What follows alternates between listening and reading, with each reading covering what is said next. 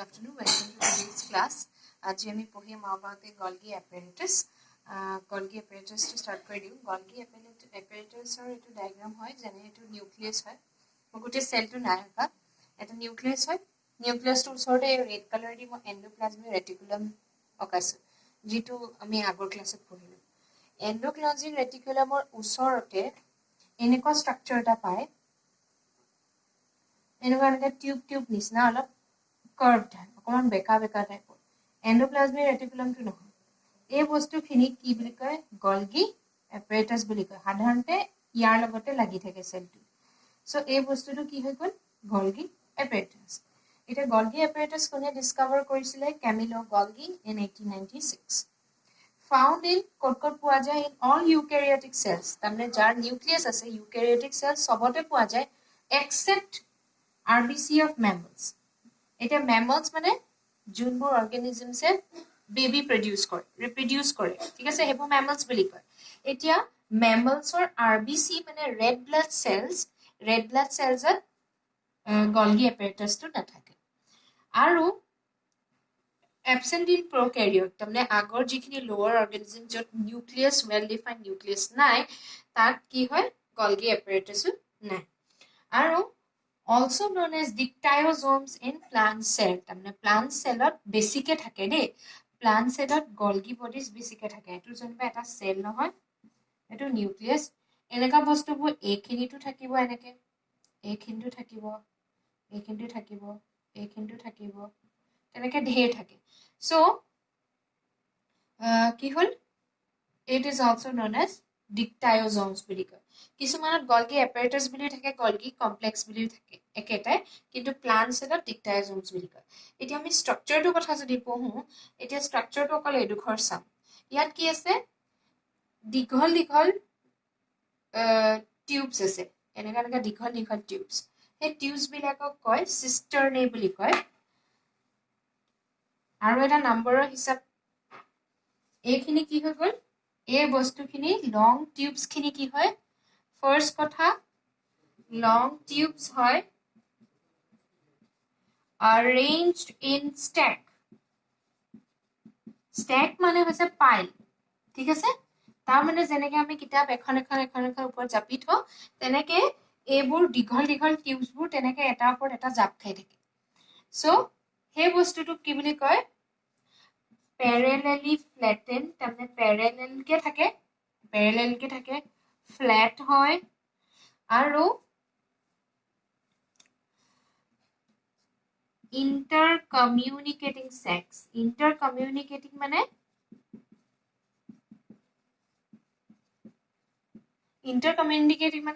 বস্তুবোৰ ইয়াৰ পৰা এনেকে পাৰ হৈ এফালে ওলাই যাব পাৰে ঠিক আছে এন্ডোপ্লাজমিক ৰেটিকুলামে যেনবা ৰাইবোজোমছ বা প্ৰটিনছ প্ৰডিউস কৰিলে সেই বস্তুবোৰ এফালৰ পৰা আহি Golgi apparatus দি পাৰ হৈ ওলাই যাব পাৰে সো হেতু কাৰণে intercommunicating sacs বুলি কৈছো আৰু এই বস্তুবোৰ এই টিউব বিলাকক কয়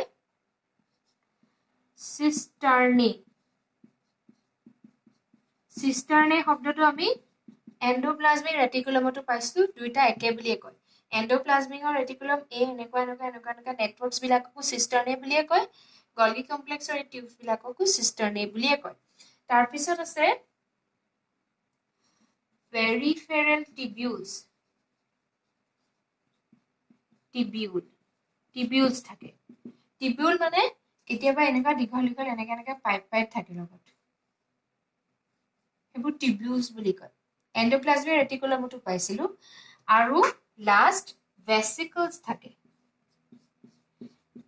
ভেসিকলস মানে গুলগুল যিবোৰ ওলাই আহিছে ঠিক আছে এইবোৰ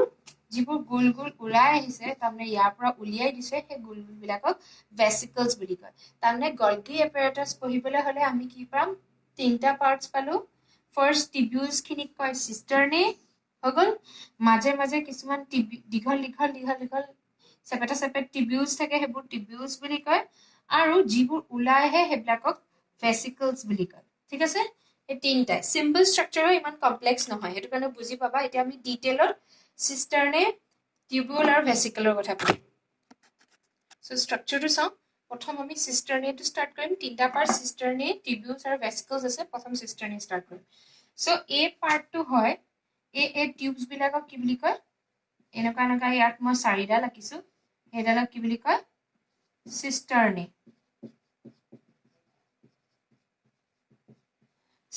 বুলি কয় সো সিষ্টাৰ্নে ভিতৰত কি থাকে sac filled with fluid কিছুমান ফ্লুইড থাকে এই ফ্লুইডছবোৰ যেনে তোমালোকৰ কিবা এনজাইমছ আছে যিবিলাকে এই বস্তুবোৰ বনোৱাত হেল্প কৰে ঠিক আছে আলটিমেটলি ভাল ফ্লুইডে সোমাই আছে তাত এই sac filled with fluid বুলি জানিলেই হ'ব ঠিক আছে তাৰ পিছত প্লান এটা এনিমেল সেলত যদি সোৱা যদি এনিমেল সেল এটাত কাউন্ট কৰা এনেকুৱা টিউব ইয়াত মই এনে এটা বুজিবলৈ চাৰিটা ৰাখিছো কিন্তু তাত তিনটা বা সাতটা নম্বৰ থাকিব পাৰে ঠিক আছে প্লান সেলত বেছিকে থাকে 10টা 20টা মানে এনেকুৱা টিউব কেডাল থাকিব পাৰে এনেকে 10 ডাল থাকিব পাৰে তাৰ পিছত প্যাৰেলেল বান্ডল তাৰমানে এটাকে প্যাৰেলেল কে থাকে সদায় লাইজোজো গলগি এপাৰেটাছ সদায় প্যাৰেলেলি এৰেঞ্জ হৈ থাকে প্যাৰেলেল বুজি পোৱা না প্যাৰেলেল লাইনছ তাৰমানে এনেকে প্যাৰেলেল কে এৰেঞ্জ হৈ থাকে আৰু স্লাইটলি কাৰ্ভ মানে অকমান বেকাকে থাকে ঠিক আছে বস্তুটো যেনেকে ওয়াইফাই নেটৱৰ্ক ডালৰ মোবাইলত সিম্বলটো এনেকে থাকে ঠিক আছে অকমান স্লাইটলি কাৰ্ভড হ্যাজ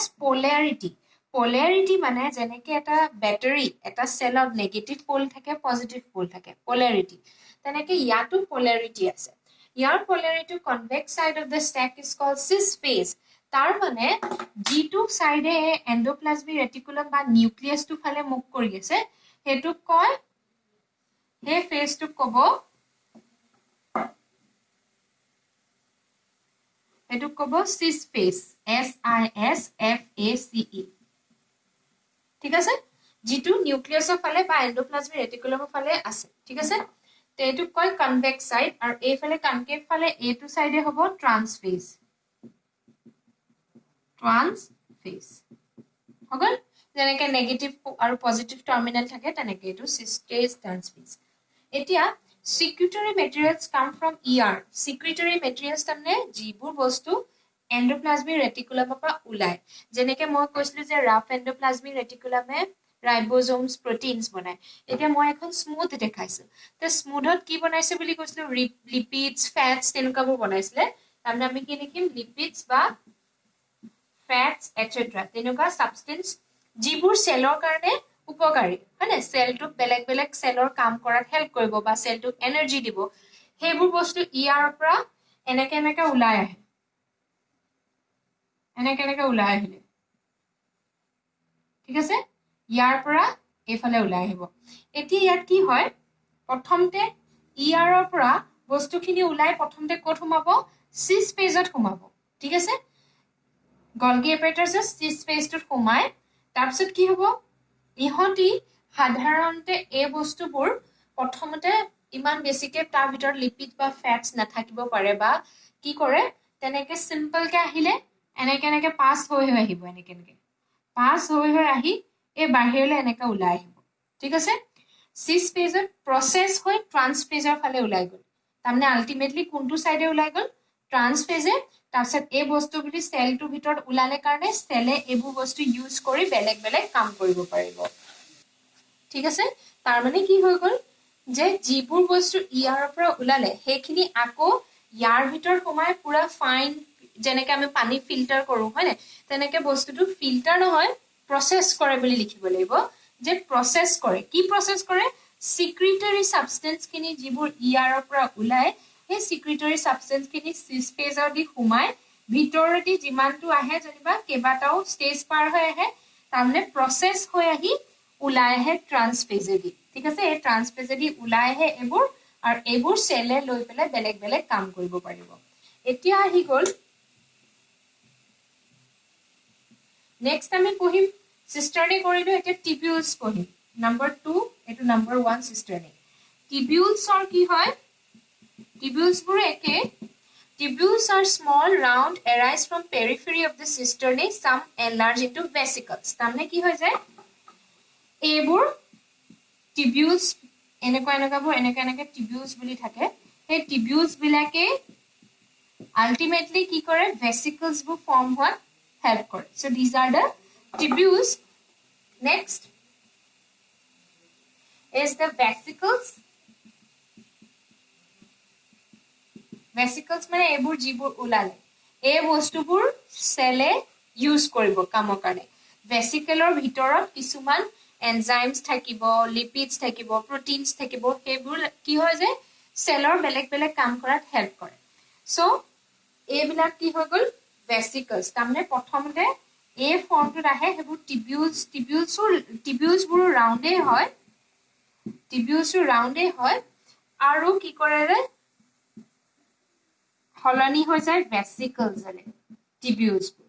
ঠিক আছে, ভেসিকলছে হলনি দিয়ে. প্ৰথমতে টিবিউলছ নিচিনাকে থাকে, তাৰপিছত ভেসিকলছে হলনি হৈ যায়. আৰু ভেসিকলছ কোনটো সাইডেদি ওলাব সদায়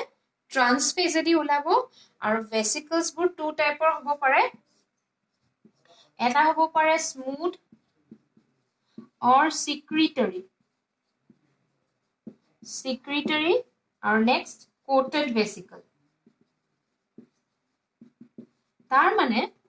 এই ভেসিকলছবোৰ যে ওলালে কিছুমানৰ এনেকে স্মুথকে ওলাব, ওলালে সেইটোক কয় স্মুথ আৰু সিক্ৰিটৰি মানে ইয়াৰ ভিতৰত থকা বস্তুবোৰ সেলে পাছত সেলক দি দিব. ইয়াৰ ভিতৰত থকা লিপিডছ, প্ৰটিনছ এইবোৰ সেলক দি দিব, সেলে ইউজ কৰিব. সেইটো কাৰণে সিক্ৰিটৰি বুলি কয়. আৰু কিছুমান থাকে কোটেড ভেসিকল. কোটেড মানে এইটো ধৰি লোৱা এনেকুৱা কাভাৰ হৈ থাকে,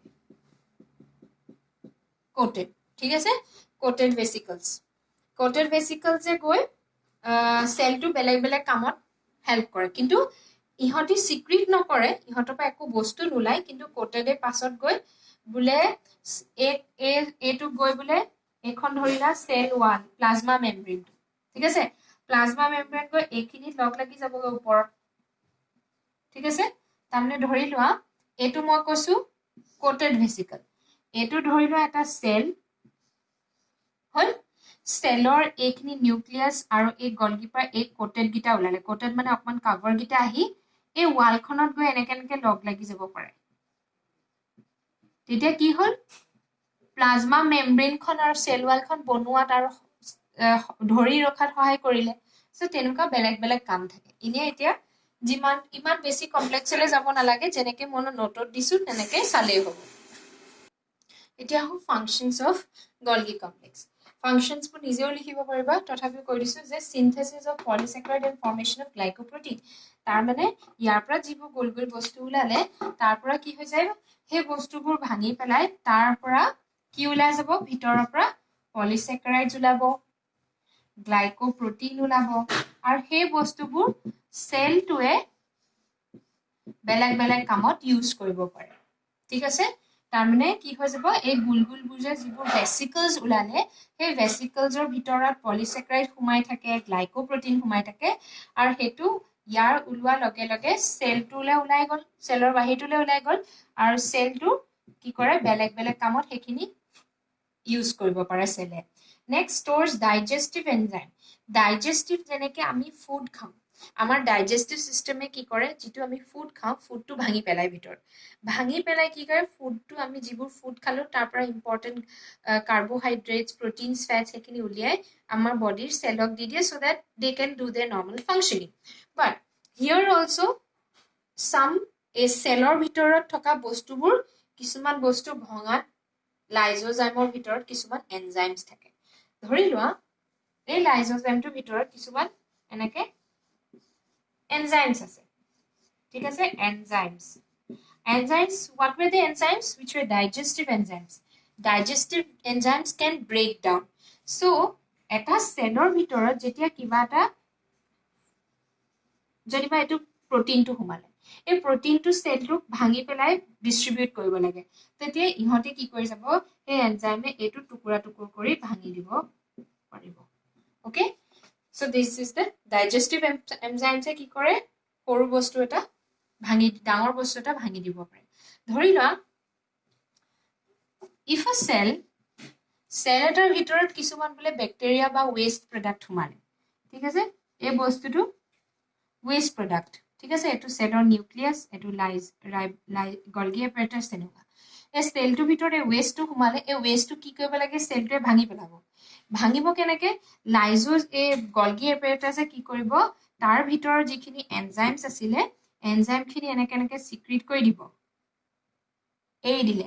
এনজাইমছখিনিয়ে ইয়াক গৈ এইটো টুকুৰাকে ভাঙি পেলাই নাইকিয়া কৰি দিব তাহলে বেয়া বস্তু সেল এটাৰ পৰা উলিয়াই দিব পাৰে Next, help in formation of plasma membrane and cell wall by plants by secreting pectin, hemicellulose, etc.